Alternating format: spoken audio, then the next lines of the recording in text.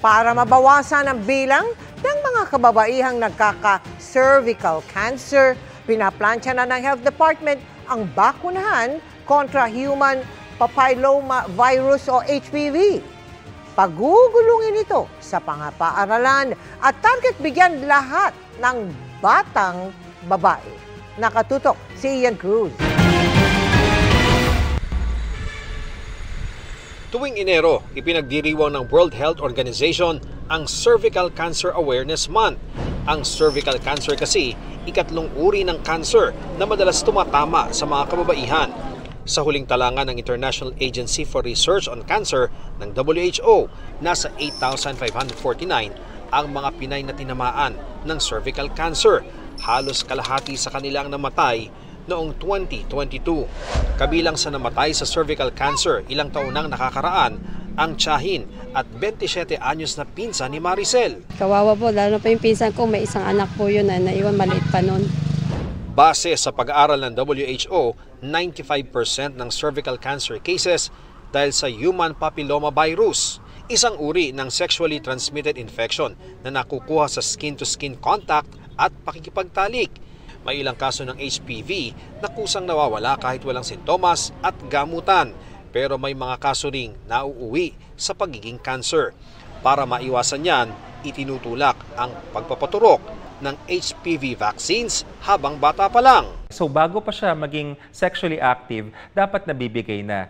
And we estimate that the best age for that is around 9 years old. Hindi naman po ibig sabihin hindi na siya pwedeng ibigay later in life, meron rin po yun. Pero for preventive measures, the best po talaga is at that age.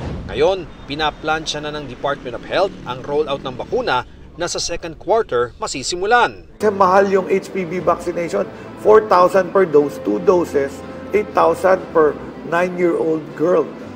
Pinondohan na ako ni President for 2025. For 2025, we can vaccinate all Filipino girls. And ang effect niyan, mawawala ang cervical cancer. Makakatuwang ng DOH sa programa ang Department of Education dahil sa mga eskwelahan gagawin ang pagbabakuna.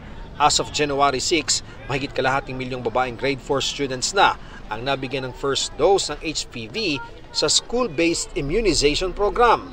Target na madagdag dyan ang halos 1 milyong grade 4 students sa pampublikong paaralan pa lamang.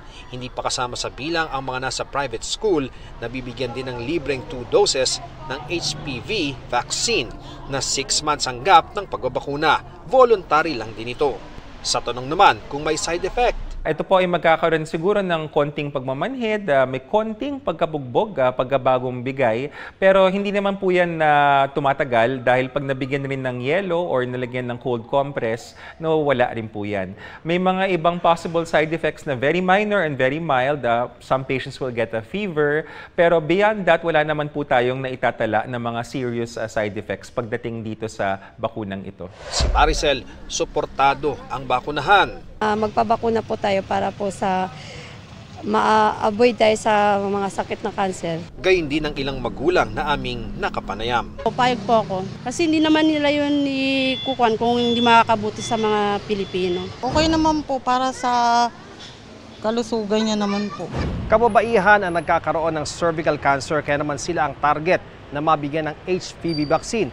Pero ayon sa DOH, maging ang mga kalalakihan, tinitingnan din na mabigyan ng nasabing bakuna.